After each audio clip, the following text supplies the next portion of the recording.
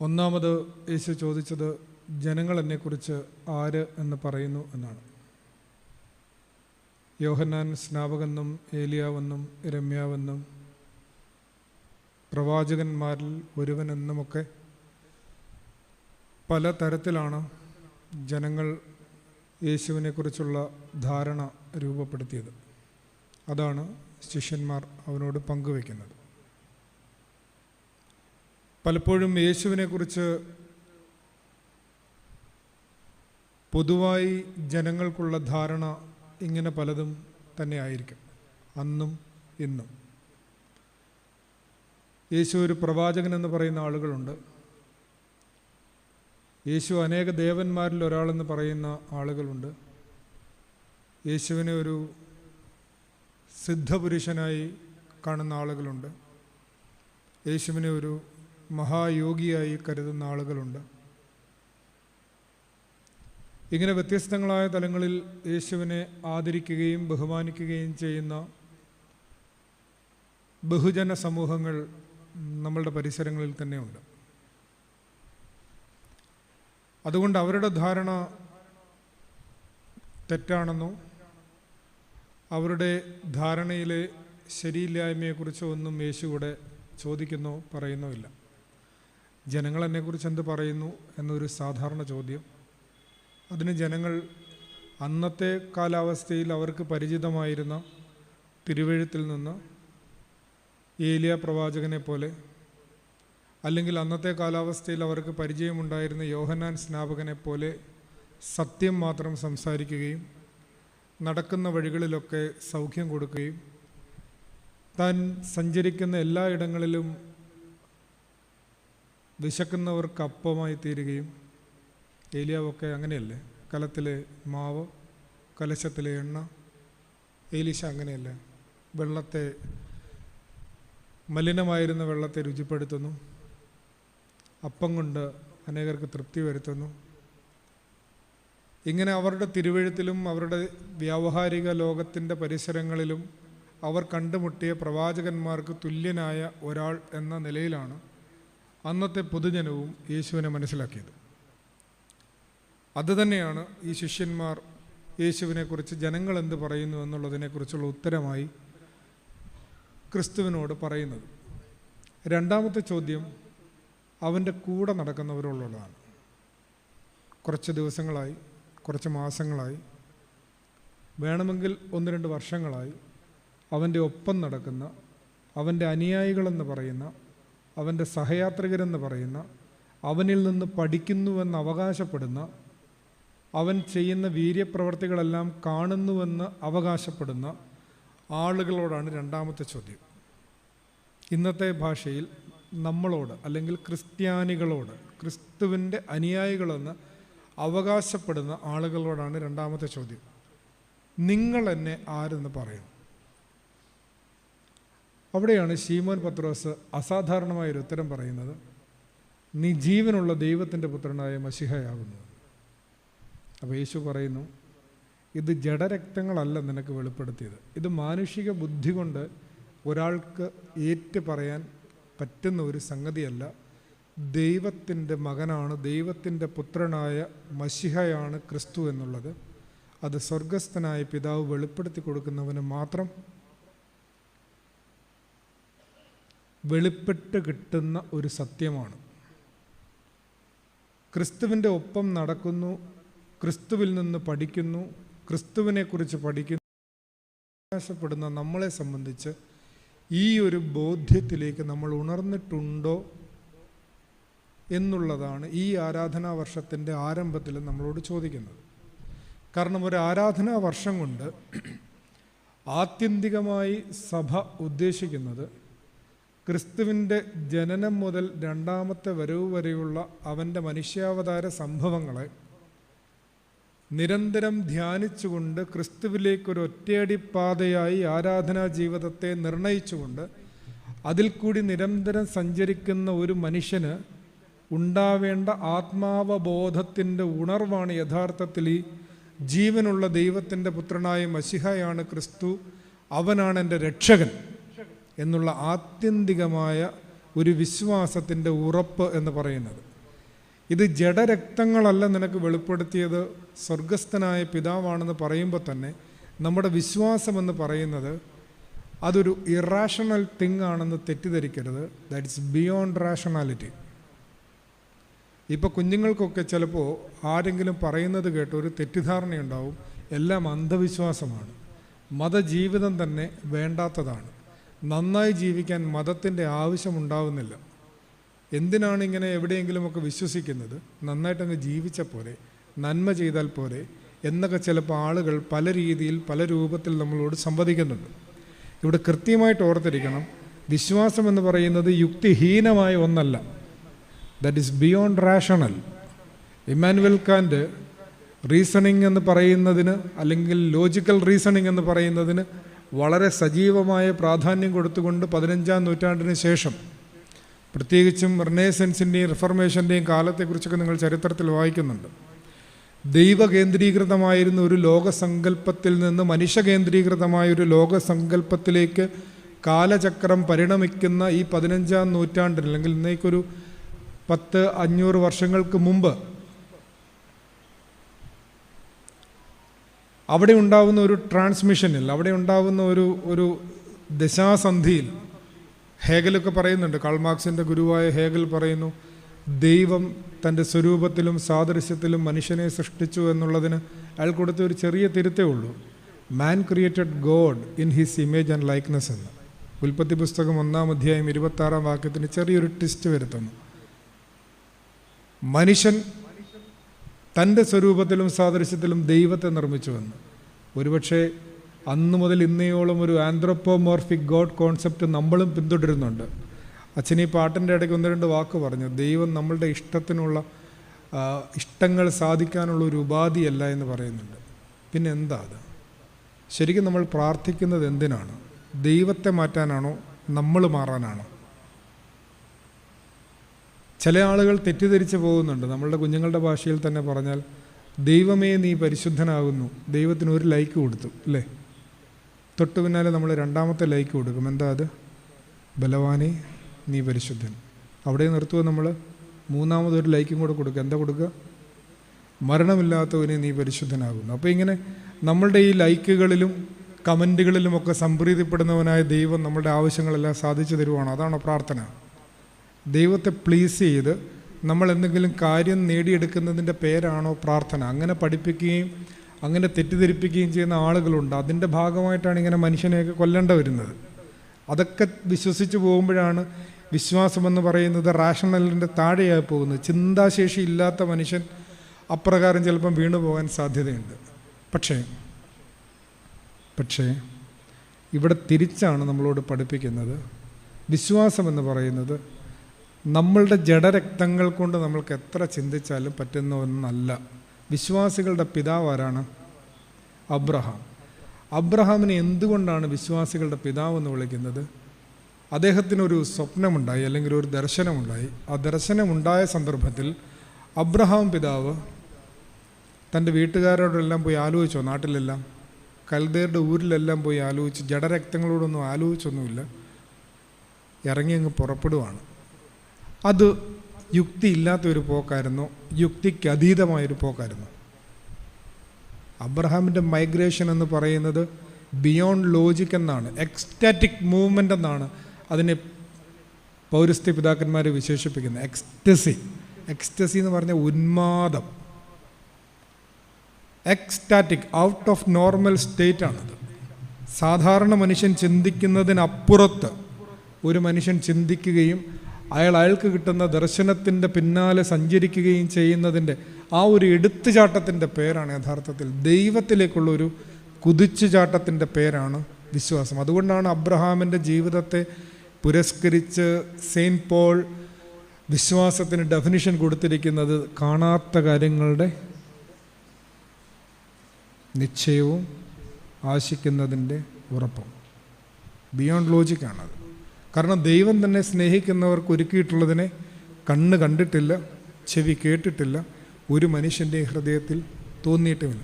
അതുകൊണ്ടാണ് ഇവിടെ കൃത്യമായൊരു വിശ്വാസ പ്രഖ്യാപനം ശീമോൻ പത്രോസ് നടത്തുന്ന സന്ദർഭത്തിൽ യേശു തമ്പുരാൻ വളരെ വ്യക്തമായിട്ട് പറയുന്നു, ശീമോനെ, ഇത് ജഡരക്തങ്ങളല്ല നിനക്ക് വെളിപ്പെടുത്തിയത്. പൗലോസ് അപ്പോസ്തലൻ ഇടയ്ക്കൊരു വാക്ക് പറയുന്നുണ്ട്, ഞാൻ ജഡരക്തങ്ങളോടൊന്നും ആലോചിച്ചിട്ടില്ല എന്ന്. ക്രിസ്തുവിൻ്റെ പിന്നാലെ പോവുക, ക്രിസ്താവബോധത്തിലേക്ക് ഉണരുക എന്ന് പറഞ്ഞാൽ ആത്യന്തികമായി ഇങ്ങനെ ഒരു കുതിച്ച ചാട്ടത്തിൻ്റെ പേരാണ്. ഈ ക്രിസ്താവബോധത്തിലേക്ക് ഉണരാൻ വേണ്ടിയിട്ടാണ് നമ്മളുടെ ആരാധനാ ജീവിതം അത്രയും നമുക്ക് ക്രമപ്പെടുത്തിയിട്ടുള്ളത്. നമ്മുടെ ആരാധനാ വർഷം എന്ന് പറയുന്നത് ആരാധനാ ജീവിതത്തിൻ്റെ ഒരു ഭാഗം മാത്രമേ ആകുന്നുള്ളൂ. 4 ഭാഗങ്ങളിലായിട്ട് നമ്മുടെ ആരാധനാ ജീവിതം സഞ്ചരിക്കുന്നുവെന്ന് പൗരസ്ത്യ പിതാക്കന്മാർ പഠിപ്പിക്കുന്നുണ്ട്. ക്രിസ്തുബോധം ഉണർത്താൻ വേണ്ടിയാണ് ഈ 4 ഘട്ടങ്ങളിലും നമ്മളോട് ശ്രമിക്കുന്നത്. പിതാവിനും പുത്രനും പരിശുദ്ധ റൂഹായിക്കും സ്തുതി എന്ന് പറഞ്ഞിട്ടാണ് നമ്മളുടെ കൗമ ആരംഭിക്കുന്നത്. അത് സുറിയാനി പറയുമ്പോൾ എങ്ങനെ പറയും? ശുഭഹോ ലാഭോ അങ്ങനെ പറയൂല്ലേ. നമ്മൾ ഇടയ്ക്കിടയ്ക്ക് നമ്മളുടെ പാട്ടുകളുടെ ഇടയ്ക്കിടയ്ക്ക് ശുഭഹോ ലാഭോ എന്ന് ചൊല്ലുന്നുണ്ട്. അത് സംഗീതത്തിന് വേണ്ടി മാത്രം ചൊല്ലുന്നതാണോ? അല്ല, അതിനൊരു ചരിത്ര പശ്ചാത്തലമുണ്ട്. AD 325 നിക്യാ സുന്നഹദോസ് കൂടുന്നത് വരെ ഇതിനെക്കുറിച്ച് ഇങ്ങനെ തർക്കങ്ങളൊക്കെ ഉണ്ട്. ഏതാണ് ഓർത്തോദോക്സോ, നേരെയുള്ള വിശ്വാസം, സത്യവിശ്വാസം? അപ്പോൾ ഇങ്ങനെ പല തർക്കങ്ങളൊക്കെ ഇങ്ങനെ ഉണ്ടായി വരുന്ന സമയത്ത് അവസാനം പിതാക്കന്മാരെല്ലാവരും കൂടി ചേർന്ന് ഒരു സമ്മേളനമൊക്കെ കൂടി അവസാനം അവർ നിർണയിച്ചു, അറിയൂസ് പറഞ്ഞത് തെറ്റാണ്. സൺഡേ സ്കൂളിൽ പഠിച്ചില്ലേ? അറിയൂസ് പറഞ്ഞത് തെറ്റാണ്, പുത്രൻ പിതാവിനോട് സമനാണ്, സാരാംശത്തിൽ ഒന്നാണ് എന്നവർ ഉറപ്പിച്ചു. അതുപോലെ തന്നെ അടുത്ത സിനോദോസ് കൂടി പരിശുദ്ധാത്മാവിൻ്റെ കാര്യത്തിലുമെല്ലാം ഇവരുടെ തീരുമാനത്തിലെത്തി. ഈ തീരുമാനം എത്തിക്കഴിഞ്ഞപ്പോൾ അവർ പറഞ്ഞു, നമ്മളുടെ വിശ്വാസം ഈ വേദവിപരീതങ്ങളല്ലാത്ത സത്യവിശ്വാസം എന്ന് പറയുന്നത് ഏതാണ്? പിതാവും പുത്രനും പരിശുദ്ധ റൂഹായുമായ സത്യേക ദൈവത്തിന് സ്തുതി. അപ്പോൾ ഈ ഒരു ഡോക്സോളജി, ഈ ഒരു സ്റ്റേറ്റ്മെൻറ്റ് ഓഫ് ഫെയ്ത്ത് എന്ന് പറയുന്നത് ഇടയ്ക്കിടയ്ക്ക് ഇത് വിശ്വസിക്കുന്ന ആളുകൾ ചൊല്ലുന്നുണ്ട്. അപ്പോൾ അവരെ തന്നെ ഉറപ്പിക്കുകയാണ് ഞങ്ങളുടെ വിശ്വാസം ഇതാണ്. അങ്ങനെയാണ് ഈ ഇടയ്ക്കിടയ്ക്ക് ശുഭഹോ ലാഭോ എന്ന് ചൊല്ലിക്കൊണ്ടിരിക്കുന്നത്. താളത്തിന് മാത്രം ചൊല്ലുന്നതല്ല, ഇടയ്ക്കിടയ്ക്ക് അതിങ്ങനെ ഏറ്റു പറയണം, പിതാവിനും പുത്രനും പരിശുദ്ധ റൂഹായിക്കും സ്തുതി എന്നുള്ളതാണ് ഞങ്ങളുടെ വിശ്വാസം. ഇതും ക്രിസ്തുവുമായിട്ട് എന്താ ബന്ധം? ക്രിസ്തുവിൻ്റെ മനുഷ്യാവതാരത്തിൽ വെളിപ്പെട്ട ചരിത്രത്തിലെ മനുഷ്യനുണ്ടായ ദൈവാനുഭവമാണ് തൃത്വവിശ്വാസം. നസിയാൻസിലെ വിശുദ്ധനായ ഗ്രിഗോറിയോസ് പറയും, നിങ്ങൾ ദൈവത്തെ തൃത്വം എന്നൊക്കെ വിളിക്കുന്നുണ്ട്, അങ്ങനെ അങ്ങ് പൂർണ്ണമായിട്ടും പറഞ്ഞു വെക്കണ്ട കേട്ടോ. ദൈവം അതുക്കും മേലെയാണ്.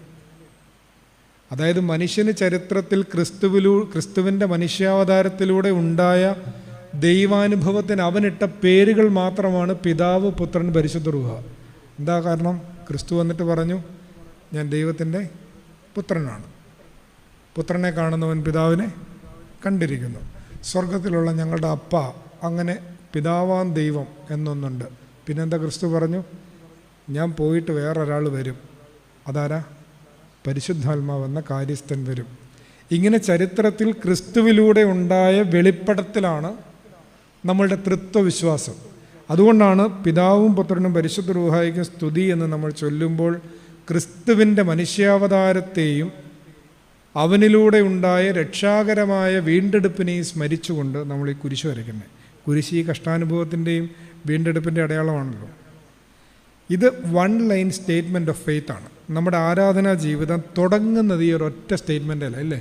എല്ലാ ദിവസവും പ്രാർത്ഥിക്കാൻ തുടങ്ങുന്ന അങ്ങനെയല്ലേ? രണ്ടാമത്തെ സ്റ്റേറ്റ് എന്ന് പറയുന്നത് ദ എലാബറേഷൻ ഓഫ് ഫെയ്ത്ത് ആണ്. ഈ പറഞ്ഞ ഒറ്റ വരി നമ്മൾ അസൈൻമെൻ്റൊക്കെ എഴുതുമ്പോഴേ ആദ്യം ഒരു ഹെഡിങ് എഴുതത്തില്ലേ? അത് കഴിഞ്ഞിട്ടാണല്ലോ നമ്മളതിൻ്റെ ഇത് വിശദീകരിച്ച് എഴുതുന്നത്, അതിനകത്ത് എന്താ പറയുന്നതെന്നുള്ളത്. ആ statement of ഫെയ്ത്തിൻ്റെ elaboration of faith ആണ് ക്രീഡ്, വിശ്വാസ പ്രമാണം. ആ വിശ്വാസ പ്രമാണത്തിൻ്റെ ആദ്യത്തെ ഖണ്ഡികയിൽ ആരെക്കുറിച്ചാണ് പറയുന്നത്? എങ്ങനെ വിശ്വാസ പ്രമാണം തുടങ്ങുന്നത്? സർവശക്തിയുള്ള പിതാവായി. ആരെക്കുറിച്ചായിരിക്കും അപ്പം? പിതാവാൻ ദൈവത്തെക്കുറിച്ചാണ്. പക്ഷെ പിതാവാൻ ദൈവത്തെക്കുറിച്ച് നമുക്ക് വലിയ പിടുത്തമൊന്നുമില്ല, ആകെ ക്രിസ്തു പറഞ്ഞുള്ള അറിവൊക്കെ ഉള്ളൂ. അതുകൊണ്ട് പിതാക്കന്മാരെല്ലാം കൂടെ ചേർന്നിട്ട് ചെറിയൊരു പാരഗ്രാഫ് ഉണ്ടാക്കി. അവരെന്താ ഉണ്ടാക്കി? സർവശക്തിയുള്ള പിതാവായി ആകാശത്തിൻ്റെയും ഭൂമിയുടെയും കാണപ്പെടുന്നവയും കാണപ്പെടാത്തവയുമായ ഗാലക്സികളുടെയും, നിങ്ങൾക്ക് കണക്റ്റ് ആയില്ലേ ഇപ്പോൾ?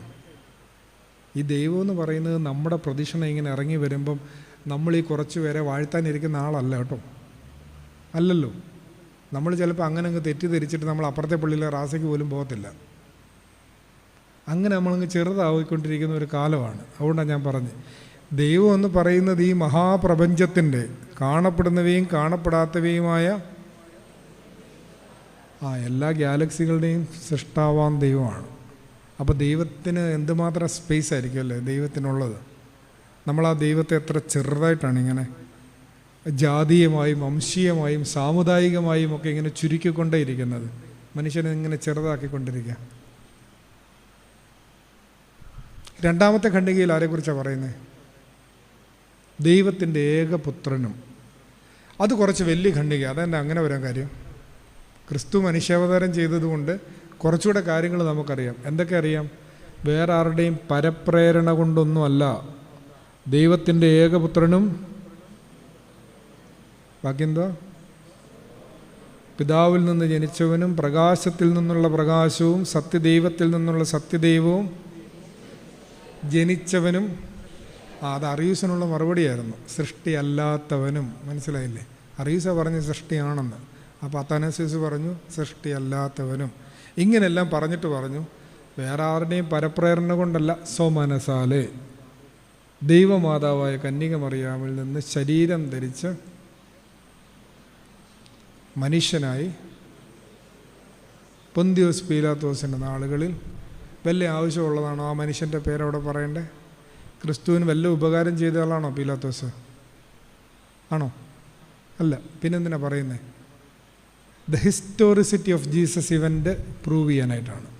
യേശുവിൻ്റെ ജീവിതം ഒരു കെട്ടുകഥയോ മിത്തോ ഒന്നുമല്ല, പിന്നെയോ ചരിത്രത്തിൽ സംഭവിച്ച ഒരു യാഥാർത്ഥ്യമാണെന്ന് കൃത്യമായി ഊന്നി പറയുന്നത് കൊണ്ടാണ് പീലാത്തോസ് എന്ന് പറയുന്ന റോമാ ഗവർണറുടെ നാളുകളിലാണിത് സംഭവിച്ചതെന്ന് അതിനകത്ത് ചേർത്തിരിക്കുന്നത്. അപ്പോൾ ക്രിസ്തുവിൻ്റെ മനുഷ്യാവതാരം എന്തിനാണ്? മനുഷ്യരുടെ രക്ഷയ്ക്ക് വേണ്ടിയാണ്. എങ്ങനെയാണ്? സ്വമനസാലെ കന്യക മറിയാമിലൂടെയാണ് എന്നാണ്. ഇതെല്ലാം ആ ഖണ്ഡികയിൽ പറയുന്നുണ്ട്. മൂന്നാമത്തെ ഖണ്ഡികയിൽ ആരെക്കുറിച്ചാണ് പറയുന്നത്? സകലത്തെയും ജീവിപ്പിക്കുന്ന കർത്താവും പിതാവിനോടും പുത്രനോടും കൂടെ വന്ദിക്കപ്പെട്ട് സ്തുതിക്കപ്പെടുന്നവനും എന്ന് പറയുന്നത് ആരെക്കുറിച്ചാണ്? പരിശുദ്ധ റൂഹായെക്കുറിച്ച്. ഈ പരിശുദ്ധ റൂഹായെ നമുക്ക് അത്ര പിടുത്തമൊന്നുമില്ല, പക്ഷെ പരിശുദ്ധ റൂഹായുടെ പ്രത്യക്ഷ അടയാളമാണ് സഭ. പരിശുദ്ധാത്മ വ്യാപാരത്തിൻ്റെ പ്രത്യക്ഷ അടയാളമായ സഭയുടെ കാതോലികതയും ശ്ലൈഹികതയും ഏകത്വത്തെയും വിശുദ്ധിയെയും കുറിച്ച് ആ ഖണ്ഡികയിൽ പരാമർശിക്കും. അവസാനത്തെ പാരഗ്രാഫിൽ ആരെക്കുറിച്ചാണ് പറയുന്നത്? നമ്മളെക്കുറിച്ചാണ്, നമ്മുടെ അസ്തിത്വത്തെക്കുറിച്ചാണ് അവിടെ പറയുക. പാപമോചനത്തിനുള്ള മാമോദീസയിലാണ് നമ്മുടെ രക്ഷാകര ജീവിതം ആരംഭിച്ചിരിക്കുന്നത്. അത് അവസാനിക്കുന്നത് 7, 10, 70 ഏറെയായാൽ 80 എന്ന് പറയുന്ന ശരീരത്തിൻ്റെ മരണത്തിലല്ല, പിന്നെയോ മരിച്ചുപോയവരുടെ ഉയർപ്പിങ്കൽ അഥവാ ന്യായവിധി വരെയുണ്ട്. അതുകൊണ്ട് ശരീരത്തിൽ വസിച്ചാലും ശരീരം വിട്ടാലും ദൈവത്തെ പ്രസാദിപ്പിക്കുന്നതിൽ അഭിമാനിക്കുന്നവരായിരിക്കണം. അതുകൊണ്ടാണ് മരിച്ചവർക്ക് വേണ്ടി പ്രാർത്ഥിക്കുന്നത്, അതുകൊണ്ടാണ് വിശുദ്ധന്മാരുടെ മധ്യസ്ഥത തേടുന്നത് എന്നെല്ലാം ആ പാരഗ്രാഫിൻ്റെ പിന്നിൽ അർത്ഥം ധ്വനിക്കുന്നുണ്ട്. ബാക്കി എന്താ പറയുക? മരിച്ചുപോയുടെ ഉയർപ്പിന് വേണ്ടിയും വരുവാനിരിക്കുന്ന ലോകത്തിലെ പുതിയ ജീവനുമായി ഞങ്ങൾ പകുതി പേർ കസേരയിലും പകുതി പേർ നിലത്തും ഇരിക്കുന്നു. ഇപ്പം ഇവിടെ ഇരിക്കുന്നു. നോക്കി പാർക്കുന്നത് എന്തിനാ? ഇവിടെ ഇരിക്കുമ്പോഴും വീട്ടിൽ ഇരിക്കുമ്പോഴും ഒക്കെ ആത്യന്തികമായി നമ്മൾ എന്തിനാ നോക്കി പാർക്കുന്നത്? വരുവാനുള്ള ലോകത്തിലെ പുതിയ ജീവന് വേണ്ടിയിട്ടാണ്. ഇത് നമ്മൾ എപ്പോഴാണ് മറന്നു പോകുന്നത്? ക്രിസ്തുവിനെ മറക്കുമ്പോൾ. ക്രിസ്തു രണ്ടാമത് വരും എന്ന് പറഞ്ഞത് മറന്നു പോകുന്നത് എപ്പോഴാണ്? ക്രിസ്തുവിനെ മറക്കുമ്പോഴല്ലേ. ക്രിസ്തുവിനെ മറക്കുമ്പോഴാണ് നമ്മൾ മറന്നു പോവുക. അതുകൊണ്ടാണ് എപ്പോഴും ക്രിസ്തു രണ്ടാമത് വരും, അപ്പോൾ ഒരു ന്യായവിധി ഉണ്ടാവും എന്നൊക്കെ നമ്മുടെ ഈ കുർബാന ക്രമത്തിൻ്റെ പുറകിൽ എഴുതി വച്ചിരിക്കുന്നത്. എപ്പോഴും ഓർക്കേണ്ട 4 കാര്യങ്ങൾ: മരണം, ന്യായവിധി, സ്വർഗം, നരകം. ഇത് നമ്മളെപ്പോഴാണ് സൗകര്യപൂർവ്വം മറക്കുന്നത്? ക്രിസ്തുവിനെ മറക്കുമ്പോൾ. ക്രിസ്തുവിനെ മറക്കുമ്പോൾ ക്രിസ്തു പറഞ്ഞ വാക്കുകൾ നമ്മൾ മറക്കും. അതുകൊണ്ടാണ് ക്രിസ്താവബോധത്തിലേക്ക് നമ്മൾ ഉണരേണ്ടതിൻ്റെ ആവശ്യകത. ക്രിസ്തു സാക്ഷാൽ ജീവനുള്ള ദൈവത്തിൻ്റെ പുത്രനായ മശിഹായാണെന്നുള്ള സത്യവിശ്വാസത്തിലേക്ക് നമ്മുടെ ആത്മബോധം ഉണരുന്നില്ല എങ്കിൽ നമ്മളിപ്പോഴും ജഡരക്തങ്ങളുമായിട്ട് ആലോചന കഴിക്കുന്നതും പൊതുജനങ്ങൾ പറയുന്നതൊക്കെ വിശ്വസിക്കുകയും ചെയ്യുന്ന ആളുകളാണ്. നമ്മൾ അവൻ്റെ കൂടെ നടക്കുന്നു എന്ന് പറയുന്നേ ഉള്ളൂ. ക്രിസ്തുവിലേക്കുള്ള ആരാധനാ ജീവിതമെന്ന് പറയുന്ന ഒറ്റയടി പാതയുടെ മൂന്നാമത്തെ തലമെന്ന് പറയുന്നത് ദ സെലിബ്രേഷൻ ഓഫ് ഫെയ്ത്ത് ആണ്. ആദ്യം എന്താ പറഞ്ഞേ? One line statement of faith അല്ലേ പറഞ്ഞേ? പിതാവും പുത്രനും പരിശുദ്ധ റൂഹായിക്കും സ്തുതി. രണ്ടാമതെന്താ പറഞ്ഞേ? എലാബറേഷൻ ഓഫ് ഫെയ്ത്ത്, വിശ്വാസ പ്രമാണം. മൂന്നാമത്തേത് ഇതേ വിശ്വാസത്തിൻ്റെ സെലിബ്രേഷൻ, ആഘോഷം. അതെന്താ? വിശുദ്ധ കുർബാന. ആദിയോടന്തം ക്രിസ്തുവിൻ്റെ മനുഷ്യാവതാരത്തെക്കുറിച്ചല്ലേ പറയുന്നത്. തുയോബോയ്ക്ക് ആരംഭിക്കുമ്പോൾ തന്നെ, തുയോബോ എന്ന് പറഞ്ഞാൽ എന്താണെന്ന് നമുക്കറിയാമല്ലോ. എന്താ? നിങ്ങൾ വീട്ടിലിരിക്കുമ്പോൾ ഞങ്ങളിവിടെ കുറച്ച് പേര് പ്രാർത്ഥിക്കുകയും തിരശ്ശീലേക്കിട്ട് നടത്തുകയും ചെയ്യുന്ന ആ കർമ്മമില്ലേ? നമ്മളെല്ലാവരും, നിങ്ങൾ രാവിലെ പത്രമൊക്കെ വായിച്ചുകൊണ്ടിരുന്നിട്ട് 8 മണിക്ക് ആ സമയത്ത് വരുന്ന സമയമില്ല. അപ്പം അതിന് മുമ്പ് ഇവിടെ നടക്കുന്നതിൻ്റെ പേരാണ് തുയോബോ. ആ തുയോബോയ്ക്ക് നമ്മൾ കയറുമ്പോൾ തന്നെ നമ്മൾ പ്രാർത്ഥന ആരംഭിക്കുന്നത് ഗബ്രിയേലിൻ്റെ ദൂത് മുതൽ ക്രിസ്തുവിൻ്റെ മനുഷ്യാവതാര സംഭവങ്ങളെല്ലാം ധ്യാനിച്ചുകൊണ്ടാണ് നിങ്ങളുടെ പേരുകളെല്ലാം ഓർത്ത് പ്രാർത്ഥിക്കുന്നത്. പിന്നെ നിന്നെ പ്രസവിച്ച മറിയാം അവിടെ തുടങ്ങുകയാണ്. അവസാനിക്കുമ്പോൾ ക്രിസ്തുവിൻ്റെ രണ്ടാമത്തെ വരവിനെ ധ്യാനിക്കുന്ന പ്രതീകാത്മകമായ എന്തെല്ലാം ചടങ്ങുകളിലൂടെയാണ് ഈ വിശുദ്ധ കുർബാന പൂർത്തീകരിക്കപ്പെടുന്നത്. അല്ലെങ്കിൽ അതിൻ്റെ മർമ്മമായിട്ട് അനംനെസിസ്, റിമംബറൻസ് എന്ന് പറയുന്ന ആ പ്രാർത്ഥന തന്നെ ഓർത്താൽ പോരെ. കർത്താവേ, ഞങ്ങൾ നിൻ്റെ മരണത്തെയും പുനരുദ്ധാനത്തെയും രണ്ടാമത്തെ വരവിനെയും അനുസ്മരിക്കുന്നു. എൻ്റെ ഓർമ്മയ്ക്കായി നിങ്ങൾ ഇപ്രകാരം ചെയ്യുവീനെന്ന് പറഞ്ഞത് വെറുതെ അപ്പം മുറിക്കാൻ മാത്രമല്ല ക്രിസ്തു അവിടെ ഓർമ്മയ്ക്കായി ചെയ്യാൻ പറഞ്ഞത് എന്നുള്ള ബോധ്യത്തിൽ നിന്നാണ് ക്രിസ്തുവിൻ്റെ മനുഷ്യാവതാര സംഭവത്തെ, മനുഷ്യൻ്റെ രക്ഷയ്ക്ക് വേണ്ടിയുണ്ടായ ക്രിസ്തുവിൻ്റെ മനുഷ്യാവതാര സംഭവത്തെ ഓർത്ത് വിശുദ്ധ കുർബാന ഇത്ര സെറമോണിയലായിട്ട് ഒരു സെലിബ്രേഷൻ മൂഡിൽ നടത്തുന്നത്. അതുകൊണ്ടാണ് ഈ വിശുദ്ധ കുർബാന ഉള്ള ദിവസം കുമ്പിടാത്തത് പോലും. ആ ഒരു സെലിബ്രേഷൻ മോഡ് അവിടെ നിൽക്കുന്നത് കൊണ്ടാണ്. അപ്പോൾ 3 തലമായി. ഇനി ലാസ്റ്റ് ഫേസിലാണ്, അതിൻ്റെ തുടക്കത്തിൻ്റെ ദിവസമായിരുന്നു. ക്രിസ്തുവിൻ്റെ ജീവിതം, മനുഷ്യാവതാര സംഭവം മുഴുവൻ ഒരു വർഷം മുഴുവൻ എടുത്ത് നമ്മളങ്ങ് ആചരിക്കും, ഡീറ്റെയിൽഡായിട്ട്. അതിൻ്റെ തുടക്കമാണ് ഈ കൂദോശീത്തോ. അടുത്തത് ഹൂദോശീത്തോ. അത് കഴിഞ്ഞ് സെക്കറിയായിട്ടുള്ള അറിയിപ്പിൽ ക്രിസ്തുവിൻ്റെ ജനനത്തിൻ്റെ അറിയിപ്പ് തുടങ്ങുകയാണ്. ബൈസൻ്റെയും പാരമ്പര്യത്തിൽ അന്ന് തൊട്ട് നോയമ്പ് തുടങ്ങുകയാണ്. 40 ദിവസം നേറ്റിവിറ്റി വരെ 40 ദിവസത്തെ നോയമ്പാണ്. സെക്കറിയായോടുള്ള അറിയിപ്പ് മുതൽ സംഗതി തുടങ്ങും. അത് ഏകദേശം ഒരു നവംബർ 13, 14, 15 ആയിരിക്കും മിക്കവാറും അത് വരുന്നത്. അപ്പോൾ അവിടെ തൊട്ട് നോയമ്പ് തുടങ്ങും. മംഗളവാർത്തക്കാലം, അറിയിപ്പിൻ്റെ കാലം, അതെത്തിച്ചേരുന്നത് ക്രിസ്തുവിൻ്റെ ജനന പെരുന്നാളിലാണ്. അത് കഴിഞ്ഞ് ക്രിസ്തുവിൻ്റെ മാമോദീസ പെരുന്നാൾ. അത് കഴിഞ്ഞ് ക്രിസ്തുവിൻ്റെ നോയമ്പ് നമ്മൾ എത്ര ദിവസം എടുത്ത് ആചരിക്കുന്നത്? 40 ദിവസം. ക്രിസ്തുവിൻ്റെ പീഡാനുഭവം എത്ര ദിവസം എടുത്ത് ആചരിക്കും? ഒരാഴ്ച. ക്രിസ്തുവിൻ്റെ കുരിശുമരണം 1 ദിവസം മുഴുവൻ എടുത്ത് ആചരിക്കും. ക്രിസ്തുവിൻ്റെ ഉദ്ധാന പെരുന്നാൾ, ഒടുവിൽ ഇപ്പോൾ അവസാനിച്ച സ്ലീബായുടെ കാലത്ത് ക്രിസ്തുവിൻ്റെ രണ്ടാമത്തെ വരവിനെയാണ് നമ്മൾ ധ്യാനിക്കുന്നത് മുഴുവൻ. ഇങ്ങനെ ക്രിസ്തുവിൻ്റെ ജനനം മുതൽ രണ്ടാം വരവ് വരെ ഒരു സൈക്കിളായിട്ട് ആരാധനാ വർഷം മുഴുവൻ ഇങ്ങനെ കറങ്ങി സഞ്ചരിക്കുകയാണ്. അപ്പോൾ എന്തിനാണ് ഇങ്ങനെ ആദ്യം മുതൽ ക്രിസ്തുവിൻ്റെ രക്ഷാകരമായ മനുഷ്യാവതാരത്തെ അനുസ്മരിക്കുന്ന പിതാവിനും പുത്രനും പരിശുദ്ധ റൂഹായിക്കും സ്തുതി, സത്യവിശ്വാസ പ്രമാണം, വിശുദ്ധ കുർബാന, ആരാധനാ വർഷം, ഇങ്ങനെ നിരന്തരമായി ഒരേ ബോധ്യത്തിലേക്ക് ക്രിസ്തു ജീവനുള്ള ദൈവത്തിൻ്റെ പുത്രനായ മശിഹയാണ്. ആ വിശ്വാസ പ്രഖ്യാപനത്തിലേക്ക് നമ്മൾ ഉണരണമെങ്കിൽ ജഡരക്തങ്ങളല്ല, സ്വർഗസ്ഥനായ പിതാവാണ് നമുക്കിത് വെളിപ്പെടുത്തി തരേണ്ടത്. അതുകൊണ്ട് സ്വർഗസ്ഥ പിതാവാൻ ദൈവത്തിൻ്റെ കൃപയ്ക്കും കരുണയ്ക്കും വേണ്ടി നിരന്തരം പ്രാർത്ഥിച്ചുകൊണ്ട് ഈ ക്രിസ്തു ചരിതത്തിലൂടെ നിരന്തരം ചരിക്കുമ്പോഴാണ് ക്രിസ്താവ ബോധത്തിലേക്ക് നമ്മൾ ഉണരുന്നത്.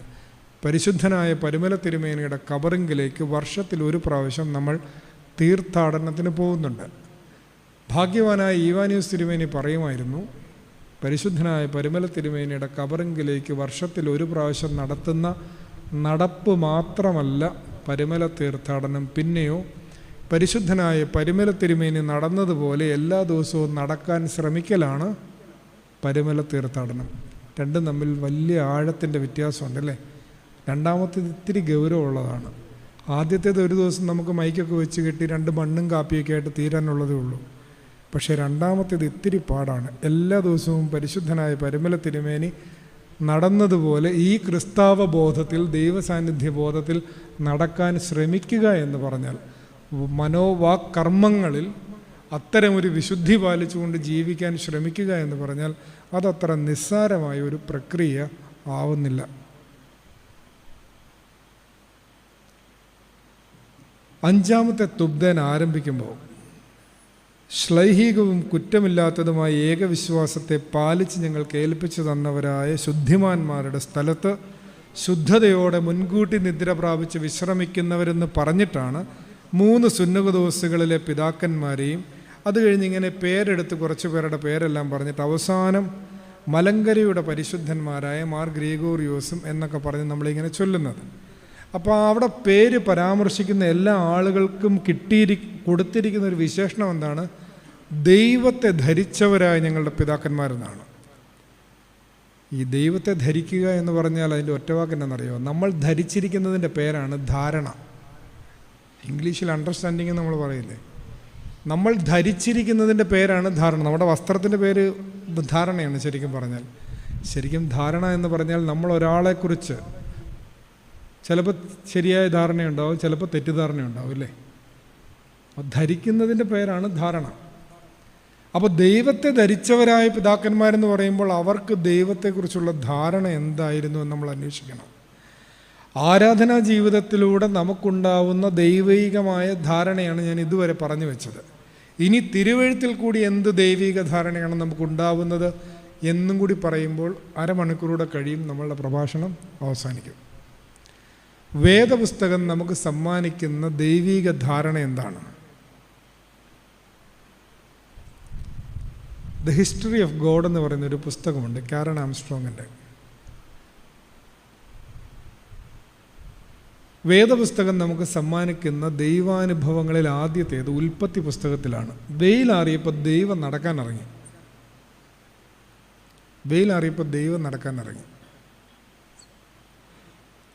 അന്ന് ആദമേ ആദമേ എന്ന് വിളിച്ചപ്പോൾ ആദമിനെ കണ്ടില്ല.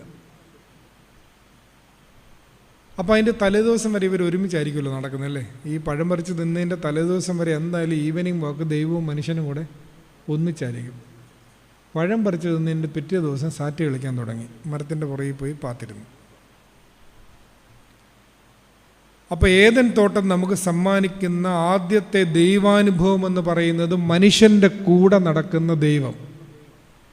മനുഷ്യൻ്റെ കൂടെ നടക്കുന്ന ദൈവത്തിന് ഒരു ഒറ്റവാക്കുണ്ടല്ലോ, ദൈവം നമ്മോടുകൂടെ, ഇമ്മാനുവേൽ. അപ്പോൾ വേദപുസ്തകം ആദ്യം തരുന്ന ദൈവാനുഭവം ഇമ്മാനുവേലാണ്, ദൈവം നമ്മോടുകൂടെ. തൊട്ടടുത്ത് ഉൽപ്പത്തി പുസ്തകം 18-ാം അധ്യായത്തിൽ യഹോവ മമ്രയുടെ തോപ്പിൽ അബ്രാമിന് പ്രത്യക്ഷനായി എന്ന് വായിക്കുന്നുണ്ട്. അവിടെ അബ്രാം വലിയൊരു മേശയൊക്കെ ഒരുക്കുന്നു, 3 ദൈവദൂതന്മാർക്ക് ഭക്ഷണമൊക്കെ ഒരുക്കുന്നു. ഈ 3 ദൈവദൂതന്മാർ അബ്രാമിൻ്റെ വീട്ടിൽ വന്നതിനെ പുരസ്കരിച്ചാണ് ബൈസൻ്റെയിൻ ഐക്കണോഗ്രാഫിയിൽ ഹോളി ട്രിനിറ്റിയുടെ ഐക്കൺ വരയ്ക്കുന്നതെന്ന് നമുക്കറിയാം. 3 ദൈവദൂതന്മാർ അബ്രാമിൻ്റെ വീട്ടിൽ വന്നത് തൃത്വത്തിൻ്റെ ഒരു സൂചനയായിട്ട് പാരമ്പര്യങ്ങളിൽ പഠിപ്പിക്കുന്നുണ്ടല്ലോ. അപ്പോൾ കൂടെ ഭക്ഷണം കഴിക്കുന്ന ദൈവം, അതാ രണ്ടാമത്തെ. ഒന്നാമത് മനുഷ്യൻ്റെ കൂടെ നടക്കുന്ന ദൈവം, രണ്ടാമത് മനുഷ്യൻ്റെ കൂടെ ഭക്ഷണം കഴിക്കുന്ന ദൈവം. മൂന്നാമത് ഉൽപ്പത്തി പുസ്തകം 32-ാം അധ്യായം എത്തുമ്പോൾ ഗുസ്തി പിടിക്കുന്ന ദൈവമാണ്, റെസ്ലിംഗ് ഗോഡ്. ദൈവവും മനുഷ്യനും കൂടെ അവിടെ ഒരു ഗുസ്തി പിടിക്കുന്നുണ്ട്. യബ്ബോക്ക് കടവിൽ യാക്കോബും ദൈവപുരുഷനും കൂടെ ഒരു മൽപ്പിടുത്തം. അവസാനം 2 പേരും അവസാനം മല്ല് പിടിച്ച് ഒരു പരുവായി കഴിഞ്ഞപ്പോഴത്തേനും ഈ ദൈവപുരുഷൻ പറഞ്ഞു, നിൻ്റെ പേരെന്നാ? യാക്കോബ്. ഇനി നിൻ്റെ പേരങ്ങ് മാറ്റി, എന്തുവാ? ഇസ്രായേൽ. ഇത്രയൊക്കെ കെട്ടിക്കഴിഞ്ഞപ്പം ഈ ഇസ്രായേൽ എന്ന് പറയുന്ന പഴയ യാക്കോബിന് ഒരു ചോദ്യം ചോദിക്കാനുണ്ടായിരുന്നു. അതെ, നിങ്ങളുടെ പേരെന്തുവാ? അപ്പം എന്താ മറുപടി? അത് നീ പറയേണ്ട കാര്യമില്ല എന്നുള്ള രീതിയിലാണ് മറുപടി. എന്താ പേര് പറയാത്തെന്നറിയോ? ഈ പേരിടുക എന്ന് പറഞ്ഞാൽ എബ്രായ വേദചരിത്രത്തിൽ അതിന് സവിശേഷമായൊരർത്ഥമുണ്ട്. ആദാം മൃഗങ്ങൾക്കെല്ലാം പേരിട്ടു എന്ന് ഉൽപ്പത്തി പുസ്തകത്തിലുണ്ട്. അതിനെക്കുറിച്ച് എബ്രായ വേദവ്യാഖ്യാനങ്ങളിൽ പറയുന്നത് ആദമിൻ്റെ റോയൽ ഡിഗ്നിറ്റി, രാജകീയമായ അന്തസ്സ്, അധീശത്വത്തിൻ്റെ സൂചനയാണ് ഈ പേരിടുക എന്ന് പറഞ്ഞത്. നമ്മുടെ നാട്ടിൽ അതൊക്കെ ഉണ്ട് കേട്ടോ. നമ്മുടെ മനു എസ് പിള്ളയുടെ ഐവറി ത്രോൺ എന്ന് പറയുന്ന പുസ്തകത്തിൽ ഒരു 100 വർഷം മുമ്പ് നമ്മുടെ നാട്ടിലുണ്ടായിരുന്ന അടിമത്ത വ്യവസ്ഥയെക്കുറിച്ചൊക്കെ വളരെ വ്യക്തമായിട്ട് പ്രതിപാദിക്കുന്നുണ്ടല്ലോ.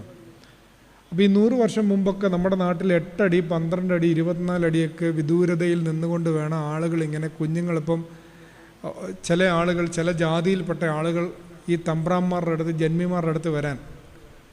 അപ്പോൾ അങ്ങനെ ഒരാൾ 24 അടി ദൂരെ നിന്നിട്ട് അവനൊരു കൊച്ചുണ്ടായപ്പോൾ ഇങ്ങനെ പൊക്കി കാണിക്കുകയാണ്, തമ്പ്രാ ഏനൊരു ചെറുക്കനുണ്ടായെന്ന് പറയും. അപ്പോൾ തമ്പ്രാൻ അവനൊരു പേരങ്ങ് വിളിക്കും. അതാണ് അവൻ്റെ പേര്. ചാപ്പ കുത്തുക. അധീശത്വത്തിൻ്റെ സൂചനയായിരുന്നു ഈ പേരിടിയിലെന്ന് പറയുന്നത്. അവന് വേറെ അഡ്രസ്സൊന്നുമില്ല, തമ്പ്രാനിട്ട പേര് അവൻ്റെ പേര്. അപ്പോൾ ഈ പേരിടുക എന്നുള്ളത് അധീശത്വത്തിൻ്റെ സൂചനയായതുകൊണ്ട് പേരറിയുക എന്ന് പറയുന്നത്, ഇപ്പം നമ്മുടെ നാട്ടു നടപ്പനുസരിച്ച് ഈ ആളുകൾ വേറെ ആളുകളെ കളിയാക്കി പേര് വിളിക്കുന്നത് എന്തിനാണെന്നറിയാമോ? എന്തിനാ ഈ ആൾക്കാർ വട്ടപ്പേര് വിളിക്കുന്നത്? അയാളെ വേറൊരു രീതിയിലും കീഴ്പ്പെടുത്താൻ പറ്റാത്തതുകൊണ്ട് പിന്നെ എന്നേലും പേര് വിളിച്ചാൽ കളിയാക്കി സ്വയം തൃപ്തി വരിക എന്നുള്ളതുള്ളൂ. വേറെ കാര്യമൊന്നുമില്ല, വേറെ പ്രത്യേകിച്ച് കാര്യമൊന്നുമില്ല. ഈ പറയുന്ന ആളുകൾക്ക് ആ മനുഷ്യൻ്റെ വലിപ്പത്തെ ഉൾക്കൊള്ളാൻ പറ്റാത്തത് കൊണ്ട് എന്തെങ്കിലും ഒരു വട്ടപ്പേര് വിളിച്ചിട്ട് സ്വയം അങ്ങ് തൃപ്തിപ്പെടുത്തുക. അവനെ ഞാൻ പേര് വിളിച്ച്, അവൻ അത്രേ ഉള്ളൂ എന്ന് ഇവനങ്ങ് ആശ്വസിക്കുക. അവൻ അത്രയല്ല, പക്ഷെ ഇവനങ്ങ് ആശ്വസിക്കുക. നമ്മൾ ചിലപ്പോൾ പണ്ട് സ്കൂളിലൊക്കെ, ഇപ്പോൾ ഉണ്ടോയെന്നറിയില്ല, പണ്ട് സ്കൂളിലൊക്കെ സാറുമാർക്ക് പേരിടുമായിരുന്നു പിള്ളേർ. എന്തുവാ? ആ സാറിനെ ഞാനങ്ങ് കീഴ്പ്പെടുത്തി എന്നുള്ളൊരു ചെറിയ സാറ്റിസ്ഫാക്ഷൻ്റെ പ്രശ്നമേ ഉള്ളൂ. അതിന് മാത്രമേ ഉള്ളൂ അത്. അപ്പോൾ ഇവിടെ യാക്കോബിൻ്റെ അടുത്ത് പേര് മാറ്റിയൊക്കെ കൊടുത്തു. അവിടെ ഒരു അധീശത്വമുണ്ട്, ദൈവം മനുഷ്യൻ്റെ സൃഷ്ടാവാണെന്നുള്ളത്. അപ്പോൾ യാക്കോബ് തിരിച്ചു ചോദിച്ചപ്പോൾ നീ അത് അറിയേണ്ട കാര്യമില്ല എന്ന് പറഞ്ഞു. ഇതിങ്ങനെ പറഞ്ഞാൽ നിങ്ങൾ പറയും അതെന്നെ അങ്ങനെ ശരിയാവുന്നേ. തൊട്ടടുത്ത ദൈവാനുഭവത്തിൽ ഇത് കുറച്ചും കൂടെ എക്സ്പ്ലിസിറ്റായിട്ട് വരുന്നുണ്ട്. പുറപ്പാട് പുസ്തകം 3-ാം അധ്യായം എത്തുമ്പോൾ മോശയ്ക്കുണ്ടായ ദൈവാനുഭവം. മോശെ ചെരുപ്പൊക്കെ ഊരിയിട്ടിട്ട് ഇങ്ങോട്ട് കയറി നിന്നേ. മോശ കയറി നിന്നു, കാര്യങ്ങളെല്ലാം പറഞ്ഞു. ഞാൻ വിക്കനാണെന്നൊക്കെ പറഞ്ഞു. അതൊന്നും പറഞ്ഞിട്ട് കാര്യമില്ല, നീ പോയേ പറ്റുള്ളൂ, നീയാണ് പോകേണ്ട ആളെന്നെല്ലാം പറഞ്ഞ് ദൈവവും മോശയും കൂടെ മിസ്രൈമിൽ പോകാമെന്നൊരു ധാരണയൊക്കെ ആയി കഴിഞ്ഞപ്പോൾ, എല്ലാം കേട്ട് കഴിഞ്ഞപ്പോൾ മോശ ഒരു ചോദ്യം ചോദിച്ചു. അതെ, ഞാൻ പോവാം, പക്ഷേ ഈ പറഞ്ഞ കാര്യമെല്ലാം കൂടെ ഞാനങ്ങ് മിസ്രൈമിൽ ചെന്ന് പറയുമ്പോൾ അവരെന്നോട് ചോദിക്കും, ഇത് നിന്നോട് പറഞ്ഞു വിട്ടവൻ്റെ പേരെന്നാണെന്ന്. അപ്പോൾ യാക്കോബിന് കിട്ടിയ പോലെ ഒരു ഉത്തരമല്ല മോശയ്ക്ക് കിട്ടിയത്. എന്തോ മോശയോട് പറഞ്ഞേ? ഞാനാകുന്നവൻ ഞാനാകുന്നു. I am what I am. I shall be what I shall be. That is none of your business. ആഷേർ ആ വരിയുടെ ആദ്യാക്ഷരങ്ങൾ ചേർത്താണ് യാഹുവേ എന്ന പേര് ഇസ്രായേൽക്കാർ ആ ദൈവാനുഭവത്തെ വിളിക്കാൻ തുടങ്ങിയത്. അബ്രഹാമിൻ്റെയും ഇസഹാക്കിൻ്റെയും യാക്കോബിൻ്റെയും ആൻസെസ്ട്രൽ ഗോഡ് കോൺസെപ്റ്റിൽ നിന്ന് യാഹുവേ എന്ന ദൈവസങ്കല്പത്തിലേക്ക് പതിയെ വരികയാണ്. ദൈവം പക്ഷേ പിടികിട്ടാ പുള്ളിയായി. എന്ത് സിമ്പിളായിരുന്നു, കൂടെ നടക്കുകയും കൂടെ ഭക്ഷണം കഴിക്കുകയും ചെയ്തുകൊണ്ടെന്ന ദൈവം പതിയെ ട്രാൻസെൻഡൻ്റൽ ലവാണ്, അതീന്ദ്രിയനാവുകയാണ്. അത് പുറപ്പാട് പുസ്തകം 19-ാം അധ്യായം എത്തുമ്പോൾ വീണ്ടും നമുക്ക് കൃത്യമായിട്ട് മനസ്സിലാവും. 19-ാം അധ്യായം മോശ സീനായി മലയിലെ അനുഭവം. അവിടെ മോശ വലിയൊരു അന്ധതമസിൽ പെട്ടുപോവാണ്. Divine darkness. പൗരസ്ത്യ പിതാക്കന്മാർ പറയും, the divine darkness is the symbol of divine ignorance. മനുഷ്യബുദ്ധിക്ക് ദൈവത്തെ ഗ്രഹിക്കാനാവില്ല എന്നുള്ള കൃത്യമായി ആ മനുഷ്യബുദ്ധിയുടെ പരിമിതി അവൻ മനസ്സിലാക്കുന്നിടത്താണ് അവൻ്റെ ഏറ്റവും വലിയ വിവേകം ഉദിക്കുന്നത്. ദൈവത്തെ മനസ്സിലാക്കാൻ എനിക്ക് പറ്റില്ല. നമ്മൾ സെമിനാരിയിലൊക്കെ പഠിക്കുകയും പൗലോസ്മാർ ഗ്രിഗോറിയോസ് തിരുമേനിയുടെ എഴുത്തുകളിലൊക്കെ നിരന്തരം ഉപയോഗിക്കുകയും ചെയ്യുന്നൊരു വാക്കുണ്ടായിരുന്നല്ലോ, ഇൻകോംപ്രിഹെൻസിബിലിറ്റി ഓഫ് ഗോഡ്. ദൈവത്തിൻ്റെ അപരിഗ്രാഹ്യത. ദൈവത്തെ മനസ്സിലാക്കാനുള്ള മനുഷ്യൻ്റെ പരിമിതി ഇവിടം വരെ എത്തി. നമുക്ക് വീണ്ടും മുന്നോട്ട് പോകാം. മോശ അവരെയും കൊണ്ടുപോയി, യോശുവ അവരെ കനാൻ നാട്ടിലെത്തിച്ചു. BC ഒരു 1200 ആയപ്പോൾ അവർ കനാൻ നാട്ടിലെത്തി. നമ്മുടെ മോൻസൺ പറഞ്ഞ പോലെ വർഷമല്ല കേട്ടോ, ഏകദേശമൊക്കെ കറക്റ്റാണ്. അവർ കനാൻ നാട്ടിലെത്തി. അവരവിടെ ചെന്ന് കഴിഞ്ഞപ്പോൾ കനാൻ നാടെന്ന് പറഞ്ഞാൽ പാലും തേനും ഒഴുകുന്ന സ്ഥലമാണ്. അപ്പം നല്ല സുഭിക്ഷമായ ജീവിതമാണ് ജീവിക്കുന്നത്. നമുക്ക് ജീവിതത്തിൽ സമൃദ്ധി ഉണ്ടായാൽ നമ്മൾ ആദ്യം മറക്കുന്ന ആരെയാണ്? ദൈവത്തെ. അതായത് നമ്മളുടെ പിള്ളേരെല്ലാം ഗൾഫിലും ഒക്കെ പോയി, അമേരിക്കയിലും കാനഡയിലും ഒക്കെ എല്ലായിടത്തും പോയി നമ്മുടെ പള്ളിയുടെ മുറ്റത്തിൻ്റെ ടൈലിട്ടും നമ്മുടെ വീട്ടിലും ടൈലിട്ടും നമുക്ക് ചള്ളയിലും ചവിട്ടേണ്ട ഒരു കുഴപ്പമില്ല. പക്ഷേ നമ്മൾ നേരത്തെ ഇതിനെല്ലാം മുമ്പ് പള്ളി വന്നുകൊണ്ടിരുന്ന സമയവും ഇപ്പോൾ പള്ളി വരുന്ന സമയവും തമ്മിൽ ചെറിയ വ്യത്യാസമുണ്ടോ? നമ്മൾ നേരത്തെ നടന്നു വന്നപ്പോൾ നമ്മൾ നമസ്കാരം തുടങ്ങുന്നതിന് മുമ്പ് നമുക്ക് വരാൻ പറ്റുമായിരുന്നു, മുട്ടുവേദന ഇല്ലായിരുന്നു. നമുക്ക് സമൃദ്ധിയൊക്കെ ആയിക്കഴിഞ്ഞപ്പോൾ നമുക്ക് മുട്ടുവേദനയുണ്ട്, കാറുമുണ്ട്, രണ്ടുമുണ്ട്. പക്ഷെ നമുക്ക് വരാനായിട്ടിട്ട് ശകലമൊക്കെ താമസിച്ചു ഇല്ലേ? പിള്ളേരാണെങ്കിൽ നമുക്ക് പായ കിടന്നുകൊണ്ടിരുന്ന സമയത്ത് പിള്ളേരെല്ലാം പോരും, കട്ടിലെ കിടക്കുമ്പോൾ നമുക്ക് പോരാനൊരു ശകലം. എന്നെ പ്രശ്നം എന്നാണെന്നറിയോ? നമുക്ക് സുഖം കൂടും തോറും നമ്മൾ ആദ്യം മാറ്റി വെക്കുന്ന ആരെയാണ്? കനാൻകാരും അത്ര ചെയ്തുള്ളൂ. കനാൻ നാട്ടിൽ പോയ ഇസ്രായേൽ മക്കളും അത്രയും കാര്യം ചെയ്തുള്ളൂ. അവരാദ്യം മറന്നുപോയത് ദൈവം കൊടുത്ത 10 കൽപ്പനയിൽ ഒന്നാമത്തേതാണ്. എന്തോ അത്? ഞാനല്ലാതെ. അതങ്ങ് മറന്നുപോയി. മറന്നുപോയി കഴിഞ്ഞപ്പോൾ നാടായ നാട് മുഴുവൻ കുരിശും തൊട്ടിയും വെച്ച് ധൂപപ്രാർത്ഥനയും റാസ ഇറങ്ങാൻ തുടങ്ങി. കുന്നിൻ്റെ പുറത്തും ഉണക്കക്കുന്നിൻ്റെ പുറത്തും പച്ചമരത്തിൻ്റെ ചോട്ടിലും എല്ലാം ഇഷ്ടംപോലെ ദൈവമായി. ബാലുണ്ട്, അശേരയുണ്ട്, ഇഷ്ടംപോലെ ദൈവങ്ങളുണ്ട്. അവസാനം അതിൻ്റെ ഒരു പാരമ്യം, ആ അസന്മാർഗിക ജീവിതത്തിൻ്റെ ഒരു പാരമ്യമാണ് ഒരു 100-300 വർഷം കഴിയുമ്പോഴത്തേനും BC 9-ാം നൂറ്റാണ്ട് എത്തുമ്പോഴേക്കും ഇസ്രയേലിൻ്റെ രാജാവ് ആഹാബാണ്. ആഹാബ് രാജാവിൻ്റെ ഭാര്യ ഇസബേൽ ബാലിൻ്റെ പൂജാരിണിയാണ്. അപ്പോൾ അവരുടെ ആ സമൂഹത്തിൻ്റെ അപജയം നോക്കി. ദൈവം തിരഞ്ഞെടുത്ത ജനം, കൽപ്പന കൊടുത്തുവിട്ട ജനം, വാഗ്ദത്ത നാട്ടിൽ കൊണ്ടാക്കിയ ജനം, അവരുടെ ആ ധാർമ്മിക ജീവിതത്തിൻ്റെ അപജയം എവിടെ എത്തി നിൽക്കുന്നു? അപ്പോഴാണ് ഒരാൾ വരുന്നത്. അവിടെ ഭയങ്കര തർക്കമായി. ഈ യഹോവ എന്ന് പറയുന്ന ദൈവത്തിനാണോ ശക്തി, ബാലെന്ന് പറയുന്ന ദൈവത്തിനാണോ ശക്തി, ഇതിൽ ആരാണ് മഴ പെയ്യിക്കുന്നത് എന്നൊക്കെ പറഞ്ഞ് വലിയൊരു തർക്കം നടക്കുന്ന സമയത്താണ് ഒരു മനുഷ്യൻ കയറി വരുന്നത്. അയാളുടെ എൻട്രിക്ക് എന്ത് പഞ്ചാണെന്നറിയോ? തിശ്ബ്യനായ ഏലിയാവ് കടന്നു വന്നു. എന്നിട്ട് അയാൾ എന്താ പറയുക?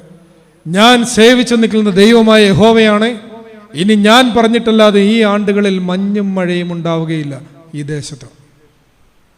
അയാൾ കൃത്യമായൊരു സാധനം പറഞ്ഞു. അതായത് ആരാണ് ദൈവം, ആരാണ് മഴ പെയ്യിക്കുന്നത്? Elijah. Yahweh is my God എന്ന പേരിൻ്റെ അർത്ഥം. യഹോവയാണ് എൻ്റെ ദൈവം എന്ന് ധീരമായി അയാൾ എഴുന്നേറ്റ് നിന്ന് അങ്ങോട്ട് പറഞ്ഞു. പറച്ചിലൊക്കെ കേട്ടു, ക്ഷാമമൊക്കെ വന്നു. അത് കഴിഞ്ഞപ്പോൾ രാജാവ് വിളിച്ചു. അവസാനം അവർ ഒരു മത്സരത്തിലൊക്കെ എത്തി. എവിടാ? കർമ്മേലിൽ. ഇപ്പുറത്ത് 450 ബാലിൻ്റെ പ്രവാചകന്മാരും ഇപ്പുറത്ത് ഏലിയ ഒറ്റയ്ക്കും ബലിപീഠമൊക്കെ ഉണ്ടാക്കി. അവസാനം നമുക്ക് കഥയെല്ലാം അറിയാം. ഏലിയ പ്രവാചകൻ്റെ ബലിയിൽ ദൈവം പ്രീതനായി ബാലിൻ്റെ 450 പ്രവാചകന്മാരെ നിഗ്രഹിക്കുന്നതായിട്ടൊക്കെ അറിയാം. ഇത്രയും വലിയൊരു വിജയം ഏലിയാവിനുണ്ടായി കഴിഞ്ഞപ്പോൾ സ്വാഭാവികമായി ഏലിയാവ് ഒരു ഫ്ലക്സ് വെക്കേണ്ടതാണ് അല്ലേ? ഒന്ന് വെച്ചാൽ മതിയോ? നമുക്ക് 10A+ കിട്ടിയാൽ തന്നെ നമ്മൾ എത്ര ഫ്ലക്സ് വയ്ക്കും? അപ്പം നോർമലി ഇയാൾ എന്തുമാത്രം വലിയ കട്ടൗട്ടൊക്കെ വെക്കേണ്ടതാണ്, എന്തുമാത്രം സ്വീകരണമൊക്കെ കിട്ടേണ്ടതാണ്. പക്ഷേ ഇയാൾ നേരെ ഡിപ്രഷനിലോട്ടാണ് പോയത്. ഈ മനുഷ്യൻ ആകെ ഡിപ്രഷനിൽ പോയി. അവിടെ അങ്ങോട്ടൊരു മരത്തിൻ്റെ ചോട്ടിൽ പോയിരുന്നിട്ട് പറഞ്ഞു, എൻ്റെ ദൈവമേ, എന്നെക്കൊണ്ട് ഇനി പറ്റത്തില്ല, എനിക്ക് പണി പറ്റത്തില്ല, അവൻ എന്നെ കൊല്ലാൻ വരുവാണ്, എന്നെക്കൊണ്ട് പറ്റത്തില്ല എന്ന് പറഞ്ഞ് അവിടെ പോയി കരഞ്ഞ് തളർന്ന് അവിടെ ഇരിക്കുവാണ്. ഞാനല്ല, മാലാഹ പുറയുന്ന് വിളിച്ചു ഏലിയാവിനെ. വിളിച്ചിട്ട് തോളത്ത് തട്ടിയിട്ട് പറഞ്ഞു, ദേ ഈ അപ്പം കഴിച്ചോളാൻ പറഞ്ഞു. ഈ അടയാ കേട്ടോ, ഈ അട കഴിച്ചോളാൻ പറഞ്ഞു. എന്നിട്ട് നിനക്ക് ഇനി ഒരുപാട് ദൂരെ സഞ്ചരിക്കാനുണ്ടെന്ന് പറഞ്ഞു. ഏലിയാവ് 40 രാവും 40 പകലും ദൈവത്തിൻ്റെ പർവ്വതമായ ഹോറേബിലിരുന്നു. എന്നിട്ട് ഏലിയാവ് ഇങ്ങനെ പ്രതീക്ഷിച്ചിരിക്കുകയാണ്, ദൈവം എന്നോട് വെളിപ്പെടുത്തി കിട്ടും. അപ്പോൾ ഏലിയാവിനറിയാവുന്ന പഴയ നിയമ ചരിത്രം, പ്രത്യേകിച്ച് മോശയുടെയൊക്കെ ചരിത്രം വെച്ച് നോക്കിയപ്പോൾ A devastating experience of God ഇപ്പം കിട്ടുമെന്ന് പ്രതീക്ഷിച്ചിരിക്കുകയാണ്. ഭൂകമ്പം, പുകയാവി, മോശയ്ക്ക് അങ്ങനെയല്ലേ സീനായിൽ കിട്ടിയത്? അപ്പം അതുപോലെ വരുമെന്ന് പറഞ്ഞിരിക്കുകയാണ്. അപ്പോഴാണത് അവിടെ ആദ്യം ഒരു ഭൂകമ്പം. അതിനകത്ത് ദൈവമില്ല. പിന്നെ ഒരു കൊടും തീ, അതിനകത്തും ദൈവമില്ല. പിന്നെ എവിടെ ദൈവം വന്നേ? ഒരു മന്ത്രസ്വരം, ഒരു മൃദുസ്വരം. ഇവിടെ നിങ്ങൾ ശ്രദ്ധാപൂർവം മനസ്സിലാക്കണം. കൂടെ ഭക്ഷണം കഴിച്ച, കൂടെ നടന്ന ദൈവം പിടികിട്ടാതായി അതീന്ദ്രിയനായി മനുഷ്യൻ്റെ ബുദ്ധിക്ക് അപ്രാപ്യനായ ആ ദൈവത്തെ ബുദ്ധി കൊണ്ട് നമുക്ക് മനസ്സിലാക്കാൻ പറ്റത്തില്ലെങ്കിലും ഹൃദയം കൊണ്ട് നമുക്ക് എക്സ്പീരിയൻസ് ചെയ്യാൻ പറ്റും. ആ ഹൃദയം കൊണ്ട് എക്സ്പീരിയൻസ് ചെയ്യാൻ പറ്റുന്നതിൻ്റെ ഒന്നാമത്തെ വേ ആണ് be still and know that I am God. മിണ്ടാതിരുന്ന് ദൈവമാരെന്നറിയുവിൻ. മൗനത്തിൻ്റെ ആധ്യാത്മികത ക്രിസ്ത്യൻ സ്പിരിച്വാലിറ്റിയിൽ വരുന്നത് ഇവിടെയാണ്. ഏലിയാവിനുണ്ടാകുന്ന ഈ മന്ത്രസ്വരത്തിൻ്റെ അനുഭവതലത്തിൽ ഇതാരംഭിക്കുകയാണ്. മിണ്ടാതിരിക്കുക. ദാവീദ് പിന്നെ പാടിയില്ല അങ്ങനെ, മിണ്ടാതിരുന്ന് ദൈവമാരെന്നറിഞ്ഞുകൊള്ളുവേൻ. ഈ മിണ്ടാതിരിക്കുക എന്ന് പറഞ്ഞാൽ മനുഷ്യരോട് മിണ്ടാതിരിക്കലല്ല. ഈസ്റ്റേൺ പാരമ്പര്യത്തിൽ silence is the conversation with God എന്നാണ് പറയുന്നത്. ദൈവത്തോടുള്ള സംഭാഷണമാണ്. അപ്പം മൗനത്തിൽ കൂടെ ഈ ബുദ്ധി കൊണ്ടറിയാൻ പറ്റാത്ത ദൈവത്തെ ഹൃദയം കൊണ്ട് അനുഭവിക്കാൻ പറ്റും. അത് കഴിഞ്ഞൊരു 100-150 വർഷം കഴിഞ്ഞിട്ടാണ് യെശയ്യാ പ്രവാചകന്മാർ, BC ഒരു 700, ഐശയ്യ 1, 2, 3, 4 പ്രവാചകന്മാരിങ്ങനെ കയറി വരുവാണ്. അവരൊരു എൻലൈറ്റൻമെൻറ്റിൻ്റെ പ്രവാചകന്മാരാണ്, ഈ നവോത്ഥാനത്തിൻ്റെ ആൾക്കാരാണ്. അതായത് BC ഒരു 800 മുതൽ 200 വരെ ലോകം മുഴുവൻ ഒരു നവോത്ഥാന കാലമാണ്. ഇന്ത്യയിൽ ബുദ്ധമതം, ജൈനമതമൊക്കെ ഉണ്ടാകുന്ന കാലമാണ്. ചൈനയിൽ കൺഫ്യൂഷനിസം, താവോയിസം ഒക്കെ ഉണ്ടാകുന്ന കാലമാണ്. ഈ മിഡിൽ ഈസ്റ്റിൽ, പ്രത്യേകിച്ച് ഇസ്രായേൽക്കാരൊക്കെയുള്ള ഈ മിഡിൽ ഈസ്റ്റിൽ പാൻതെയ്സത്തിൽ നിന്ന് മോണോതെയ്സത്തിലേക്ക്, അതായത് ബഹുദൈവ വിശ്വാസത്തിൽ നിന്ന് ഏകദൈവ വിശ്വാസത്തിലേക്ക് പതിയെ പരിണമിക്കുന്ന ഒരു കാലമാണ്. എസ്രായും നെഹമ്യായും ഒക്കെ ബാബിലോൺ പ്രവാസം കഴിഞ്ഞിട്ട് വേദപുസ്തകമൊക്കെ ക്രോഡീകരിക്കുന്ന കാലമാണ്. അപ്പോൾ ഈ കാലമെന്ന് പറയുന്നത് പൊതുവെ ഒരു നവോത്ഥാനത്തിൻ്റെ കാലമാണ്, ഒരു ആക്സിലേജാണ്. ആ ആക്സിലേജിലെ പ്രവചനങ്ങളാണ് യെശയ്യാ പ്രവാചകന്മാർ നടത്തുന്നത്. യെശയ്യാ പ്രവാചകൻ ആദ്യം പറയുന്നു, നിങ്ങളുടെ നോയമ്പ് എങ്ങനെയുള്ളത്, നിങ്ങളുടെ ഉപവാസം എങ്ങനെയുള്ളത്, നിങ്ങളുടെ അമാവാസികളെയും പെരുന്നാളുകളെയും ഞങ്ങൾ വെറുക്കുന്നു എന്നൊക്കെ പറഞ്ഞിട്ട് ദുരാചാരങ്ങൾക്കെതിരെ, വ്യർത്ഥമായ കാപട്യമുള്ള മതജീവിതത്തിനെതിരെയൊക്കെ ശക്തമായി പ്രതിരോധിച്ചുകൊണ്ടാണ് ഈ പ്രവാചകന്മാരൊക്കെ കടന്നു വരുന്നത്. അപ്പോൾ ആ പ്രവാചകന്മാർ കടന്നു വരുമ്പോൾ യെശയ്യാവ് 1-ാമൻ്റെ ഒരു പ്രവചനമാണ്, ഊസിയ രാജാവ് മരിച്ച ആണ്ടിൽ ഉയർന്നും പൊങ്ങിയുമുള്ള സിംഹാസനത്തിൽ സൈന്യങ്ങളുടെ ദൈവമായ യഹോവ ഇരിക്കുന്നത് ഞാൻ കണ്ടു. 6 ചിറകുള്ള സാറാഫുകൾ 2 കൊണ്ട് മുഖം മൂടി, 2 കൊണ്ട് കൈമൂടി, കാലും മൂടി ഇങ്ങനെ ആർത്താർത്ത് പാടുകയാണ്, സൈന്യങ്ങളുടെ ദൈവമായ യഹോവ പരിശുദ്ധൻ പരിശുദ്ധൻ പരിശുദ്ധൻ, ഖാദേശ് ഖാദേശ് ഖാദേശ്. എന്നിട്ട് എന്താ പറയുക? അയ്യോ, ഞാൻ അശുദ്ധിയുള്ള അതരമുള്ള മനുഷ്യൻ. ബുദ്ധി കൊണ്ടറിയാൻ പറ്റാത്ത ദൈവത്തെ ഹൃദയം കൊണ്ടറിയാനുള്ള 2-ാമത്തെ ഉപാധി ഹൃദയശുദ്ധീകരണം. സത്യ അനുതാപത്തിലൂടെ ഞാൻ അശുദ്ധനായവനാണെന്നുള്ള തിരിച്ചറിവിൽ നിന്ന് വിശുദ്ധിയിലേക്കുള്ള വളർച്ചയിലാണ് ഹൃദയശുദ്ധിയുള്ളവർ ഭാഗ്യവാന്മാർ, അവർ ദൈവത്തെ കാണും. എക്സ്പീരിയൻസിങ് ഗോഡ് എന്ന് പറയുന്നത് മൗനത്തിൽ കൂടെ പറ്റും, വിശുദ്ധിയിൽ കൂടി പറ്റും, 3-ാമതൊരു തലത്തിൽ കൂടി പറ്റും. യെശയ്യാ പറയുന്നു, ജാതികളുടെ ദൈവം, ജനതകളുടെ ദൈവം എന്നാണ് പറയുക. അബ്രഹാമിൻ്റെയും ഇസ്ഹാക്കിൻ്റെയും യാക്കോബിൻ്റെയും ദൈവമായിരുന്നു, യഹോവയായ ദൈവമായിരുന്നു. അവസാനം ഒരു യൂണിവേഴ്സൽ ഗോഡായിട്ടാണ് ഈ കാലഘട്ടത്തിൽ പ്രവചിക്കുന്നത്. ജനതകളുടെ പ്രകാശമായ ദൈവം. അവൻ കമ്പാഷനേറ്റ് ഗോഡാണ്, ലിബറേറ്റിംഗ് മണ്ണാണ്, കരുണയുള്ളവനാണ്. അതുകൊണ്ട് നിങ്ങൾ കരുണ കാണിക്കുക, നുകത്തിൻ്റെ അമിക്കയറുകളെ അഴിച്ചുവിട്, ബന്ധിതരെ വിമോചിപ്പിക്കുക. കരുണയുള്ളവർ ഭാഗ്യവാന്മാർ, അവരുടെ മേൽ കരുണയുണ്ടാവും. അപ്പോൾ ജീവിതത്തിൽ കാരുണ്യമുള്ളവരാണെങ്കിൽ അവർക്കും ദൈവത്തെ എക്സ്പീരിയൻസ് ചെയ്യാൻ പറ്റും. ഇതിൻ്റെ ഒരു പൂർത്തീകരണമായിട്ട് ഈ സൈക്കിൾ ഇങ്ങനെ കറങ്ങി പൂർത്തീകരിച്ച് വരുന്ന ഒരു പ്രവചനവും യെശയ്യാ പ്രവചനത്തിലുണ്ട്. അതേതാണ്? കന്യക ഗർഭം ധരിച്ച ഒരു മകനെ പ്രസവിക്കും. അവൻ്റെ പേരെന്താ? ഇമ്മാനുവേൽ. ഈ ഇമ്മാനുവേലിനെ എവിടെ നമ്മളിപ്പോൾ കണ്ടേ? ഉൽപ്പത്തി പുസ്തകത്തിൽ ഏദൻ തോട്ടത്തിൽ കണ്ടില്ലേ? കൂടെ നടക്കുന്ന ദൈവം. അതല്ലേ യോഹന്നാൻ്റെ സുവിശേഷത്തിൽ നമ്മൾ വായിക്കുന്നത്, വചനം ജഡമായി തീർന്നു മനുഷ്യരുടെ ഇടയിൽ പാർത്തു. അവനെങ്ങനെ പാർത്തേ? മനുഷ്യരുടെ ഒപ്പം ചിരിച്ചും കളിച്ചും കരഞ്ഞും ഭക്ഷണം കഴിച്ചും ഒക്കെയല്ലേ യേശു ഈ ഭൂമിയിൽ ജീവിച്ചത്? ദൈവത്തെക്കുറിച്ച് വേദപുസ്തകം തരുന്ന ധാരണ മനസ്സിലായില്ലേ? അനധിവിദൂരസ്ഥനായ ഒരു ദൈവമൊന്നുമല്ല, നമ്മുടെ കൂടെ നടക്കുന്ന ഒരു കാറ്റലിസ്റ്റ് പോലെ നമ്മളെ നിരന്തരം പരിവർത്തിപ്പിക്കുന്ന ഒരു സാന്നിധ്യമായി ദൈവം മാറുമ്പോഴാണ് ദൈവത്തെ ധരിച്ചവർ എന്നുള്ള ഈ വിശുദ്ധ പിതാക്കന്മാരുടെ ഗണത്തിലേക്ക് നമ്മളവരെ അനുധാവനം ചെയ്ത് സഞ്ചരിക്കാൻ പറ്റുള്ളൂ. തീർത്ഥാടനം എന്നൊക്കെ പറയുന്നത് അവരുടെ പിന്നാലെയുള്ള നടപ്പാണ്, അവരുടെ ബോധ്യങ്ങളിലേക്കുള്ള നടപ്പാണ്, അവരുടെ സ്വപ്നങ്ങളിലേക്ക്, അവരുടെ പ്രതീക്ഷകളിലേക്ക്, അവരുടെ ജീവിതത്തിൻ്റെ നിലപാടുകളിലേക്കുള്ള നടപ്പാണ്. ആ ഒരു നടപ്പിലേക്ക് നമ്മൾ എത്തുമ്പോൾ അവർക്കുണ്ടായ ദൈവത്തിനെക്കുറിച്ചുള്ള ധാരണയിലേക്ക് നമ്മൾ ഇങ്ങനെ പതിയെ പതിയെ ചുവട് വെച്ചാണ് ഓരോ വർഷവും പോകുന്നത്. അപ്പോൾ നമ്മുടെ ആരാധനാ ജീവിതവും നമ്മളുടെ വേദപുസ്തക പഠനവുമാണ് യഥാർത്ഥത്തിൽ ദൈവത്തെക്കുറിച്ചുള്ള ധാരണയിലേക്ക് നമ്മൾ നയിക്കുന്നത്. ഈ ലോകമല്ല, ജഡരക്തങ്ങളല്ല, സ്വർഗസ്ഥനായ പിതാവ് നമുക്കിത് വെളിപ്പെടുത്തി തരുന്നത് വേദപുസ്തക ധ്യാനത്തിലൂടെയും ആരാധനാ ജീവിതത്തിലൂടെയുമാണെന്നുള്ള അടിസ്ഥാനപരമായ ഒരു ബോധ്യമാണ് പരിശുദ്ധനായ പരിമല തിരുമേനി നമുക്ക് സമ്മാനിക്കുന്നത്. ഞാൻ ആദ്യമേ ഒരു വാക്ക് പറഞ്ഞായിരുന്നു, ഇനി ഒരു 5 മിനിറ്റും കൂടെ ആകുമ്പോൾ എനിക്ക് അനുവദിച്ച് 1 മണിക്കൂർ തീരും. ആ 5 മിനിറ്റ് കൊണ്ട് ഞാൻ അവസാനിപ്പിക്കാം. അതിത്രയേ ഉള്ളൂ. വിശുദ്ധ മത്തായിയുടെ സുവിശേഷം 16-ാം അധ്യായത്തിലേക്കാണ് നമ്മൾ വായിച്ചത്. ഫിലിപ്പിൻ്റെ കൈസേരിയുടെ പ്രവിശ്യയിലേക്ക് യേശു പോകുന്നതിനെക്കുറിച്ച്. അതിന് മുമ്പോട്ടുള്ള പശ്ചാത്തലം കൂടി നിങ്ങളൊന്ന് ശ്രദ്ധയിൽ കൊണ്ടുവന്നാൽ ഇതുവരെ പറഞ്ഞ കാര്യങ്ങളെല്ലാം തമ്മിലൊരു ബന്ധം നമുക്ക് കിട്ടും. നമ്മുടെ വിശ്വാസത്തിൻ്റെ ആഴം നമുക്ക് മനസ്സിലാവുകയും ചെയ്യും.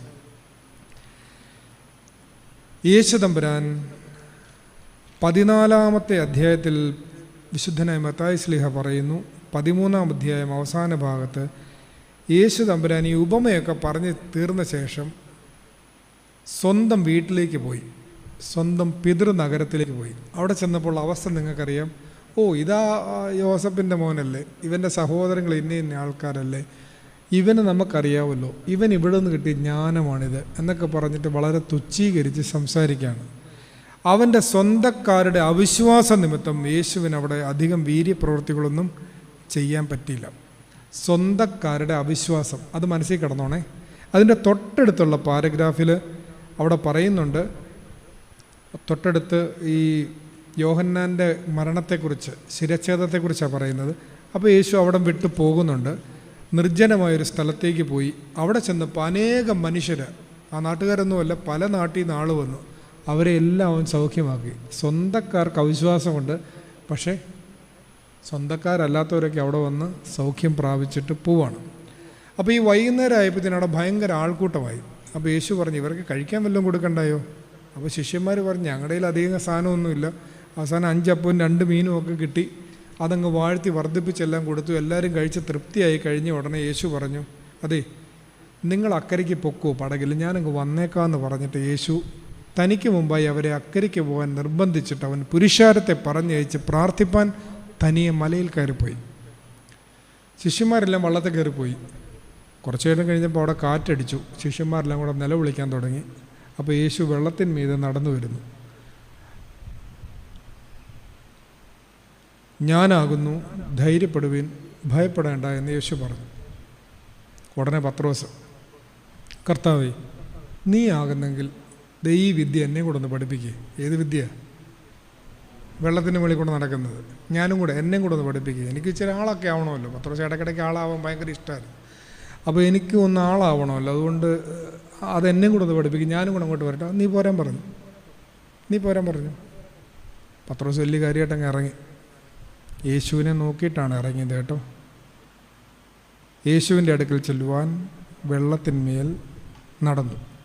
എന്നാൽ അവൻ കാറ്റ് കണ്ട് പേടിച്ച് മുങ്ങിത്തുടങ്ങുകയാൽ യേശു അവനെ വിളിക്കുകയാണ്, അല്പവിശ്വാസി. സ്വന്തക്കാരെ എന്നെ വിളിച്ചേ? അവിശ്വാസി എന്നാണ് വിളിച്ചേ. കൂടെ സെമിനാരി പഠിച്ചുകൊണ്ടിരിക്കുന്നവരെ എന്താ വിളിക്കുന്നത്? അല്പവിശ്വാസി. കൂടെ നടക്കുന്നവരെ വിളിക്കുന്നത് അല്പവിശ്വാസി, സ്വന്തക്കാരെ വിളിക്കുന്നത് അവിശ്വാസി. ഈ ഒരൊറ്റ സംഭവത്തെ പുരസ്കരിച്ച് നല്ലൊരു പുസ്തകമുണ്ട്. If you want to walk on water you have to get out from your boat. നിങ്ങൾക്ക് വെള്ളത്തിന്മേൽ നടക്കണം, നിങ്ങളുടെ ബോട്ട് വിട്ടിറങ്ങണമെന്ന്. നിങ്ങളുടെ കംഫർട്ട് സോൺ വിട്ട് പോയാൽ മാത്രമേ ജീവിതത്തിൽ അസാമാന്യമായ കാര്യങ്ങൾ നിങ്ങൾക്ക് ചെയ്യാൻ പറ്റുള്ളൂ എന്ന് പറയുന്ന ഒരു പുസ്തകമുണ്ട്. അപ്പോൾ ഞാനിത് പറയാൻ കാരണം, പരിഹാരത്തെ നോക്കി നടന്നാൽ മുങ്ങിപ്പോകത്തില്ല, പ്രശ്നത്തെ നോക്കി നടന്നാൽ മുങ്ങിപ്പോവും. യേശുവിനെ നോക്കി ഇറങ്ങിയവൻ കാറ്റ് കണ്ടപ്പോൾ താഴെ പോയി. മനസ്സിലായോ? ജീവിതത്തിൽ എപ്പോഴും ഓർത്തോണം, പ്രശ്നത്തെ നോക്കിയിരുന്നാൽ നമുക്കൊരിക്കലും കരകയറാൻ പറ്റത്തില്ല. പരിഹാരം എങ്ങനെ ഉണ്ടെന്നുള്ളത് കണ്ടുപിടിക്കുക, അതിനെ നോക്കി മുന്നോട്ട് പോവുക. എന്ത് തടസ്സമുണ്ടെങ്കിലും അസാധാരണമായിട്ട് നിങ്ങൾക്ക് ജീവിതത്തിൽ മുന്നോട്ട് പോകാൻ പറ്റും. അപ്പോൾ നമ്മുടെ വിഷയം അതല്ലല്ലോ. അവിശ്വാസിയായ സ്വന്തക്കാരും അല്പവിശ്വാസിയായി കൂടെ നടക്കുന്നവരും ഇവരക്കരെ എത്തി. ഈ മഹാത്ഭുതം കണ്ട ആളുകളാണ്. 5 അപ്പം കൊണ്ട് 5000 പേരെ പരിപോഷിപ്പിച്ചത് കണ്ട ആളുകളാണ്. ദേ തൊട്ട് പിന്നാലെ വെള്ളത്തിൽ മുങ്ങിയത്. പിന്നെ എങ്ങനെ യേശു വിളിക്കാതിരിക്കുക അല്പവിശ്വാസിയെന്ന്? അവരക്കരെ എത്തിയപ്പോൾ അവിടുത്തെ ജനങ്ങൾ അവൻ ആരെന്നറിഞ്ഞ് ചുറ്റുമുള്ള നാട്ടിലെല്ലാം ആളയച്ച് ദീനക്കാരെയൊക്കെയും അവൻ്റെ അടുക്കൽ കൊണ്ടുവന്നു. അവൻ്റെ വസ്ത്രത്തിൻ്റെ തൊങ്ങൽ മാത്രം തൊടുവാൻ അനുവാദം ചോദിച്ചു. അത് തൊട്ടവർക്ക് സൗഖ്യം കിട്ടി. കൂടെ നടന്ന ഈ വീര്യപ്രവൃത്തി എല്ലാം കണ്ടവർക്ക് ഒന്നും പിടികിട്ടുന്നില്ല. അല്പവിശ്വാസത്തിൽ അവർ നിൽക്കുന്നത്. പക്ഷേ പുറത്തുള്ള മനുഷ്യൻ വന്ന് കുപ്പായത്തെ തൊട്ട് സൗഖ്യം വാങ്ങിച്ചോട്ട് പോവാണ്.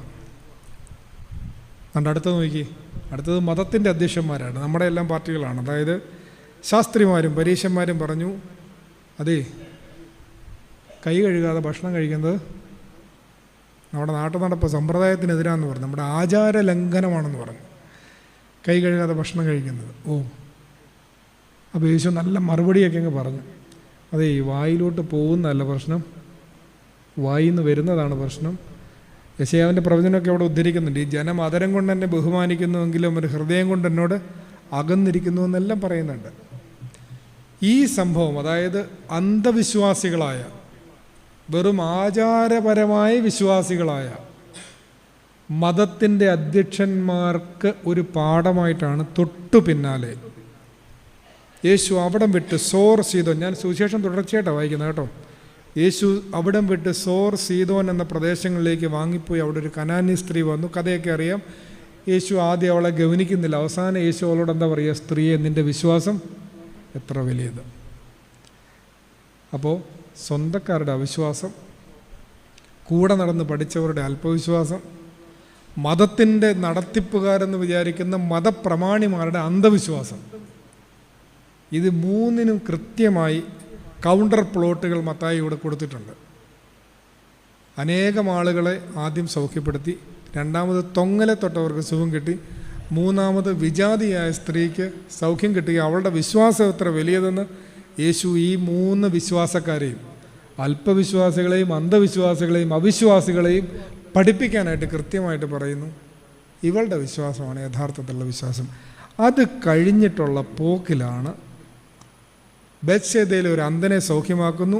ആ സുഖപ്രാപ്തിക്ക് ശേഷം യേശുവും 12 ശിഷ്യന്മാരും മാത്രം ഒരുമിച്ച് നടക്കുമ്പോഴാണ് ഫിലിപ്പിൻ്റെ കൈസറിയയിലേക്കുള്ള ആ വഴിയാത്ര മധ്യയാണ് യേശു ചോദിക്കുന്നത്, ജനങ്ങൾ എന്നെക്കുറിച്ച് എന്ത് പറയുന്നു?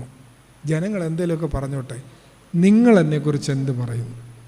ഇത്രയൊക്കെ കണ്ടും കേട്ടും പഠിച്ചിട്ട്, ഇത്രയും പ്രായമായിട്ട് നമ്മൾ ആരാധനാ ജീവിതം നയിച്ചിട്ട്, തിരുവചന പഠനമൊക്കെ പൂർത്തീകരിച്ചിട്ട് യേശു ആരാണ്? അത് തന്നോട് തന്നെ ചോദിക്കുക. അവൻ ജീവനുള്ള ദൈവത്തിൻ്റെ പുത്രനായ മശിഹയാകുന്നു എന്നുള്ള സത്യവിശ്വാസത്തിലേക്ക് എൻ്റെ ആത്മബോധം ഉണർന്നിട്ടുണ്ടോ? ആ ചോദ്യം ചോദിക്കുമ്പോൾ, അല്ലെങ്കിൽ ആ ചോദ്യത്തിലേക്ക് എത്താൻ, അതിൻ്റെ ഒരു ഉത്തരത്തിലേക്ക് എത്താനൊക്കെ നമ്മളെ സഹായിക്കുന്ന ഒരു ഉപാധിയാണ് പരിശുദ്ധനായ പരിമല തിരുമേനിയുടെയൊക്കെ ഒരു ജീവിതം എന്ന് മനസ്സിലാക്കി ആ ഒരു ആദരവ് ആ ജീവിതത്തോട് കാട്ടുക. ആ ജീവിതം നമ്മെ പഠിപ്പിച്ചു തന്ന മാർഗത്തിലൂടെ ഈ ക്രിസ്താവബോധത്തിലേക്ക് ആരാധനാ ജീവിതത്തിലൂടെയും വേദപുസ്തക ധ്യാനത്തിലൂടെയും ഈ ഒരു ക്രിസ്തുവിലേക്ക് ഉണരൽ നമുക്കെല്ലാവർക്കും ഒരുപോലെ സാധ്യമാവട്ടെ എന്ന പ്രാർത്ഥനയോടുകൂടി എൻ്റെ പ്രഭാഷണം അവസാനിപ്പിക്കുന്നു. ദൈവം അനുഗ്രഹിക്കട്ടെ.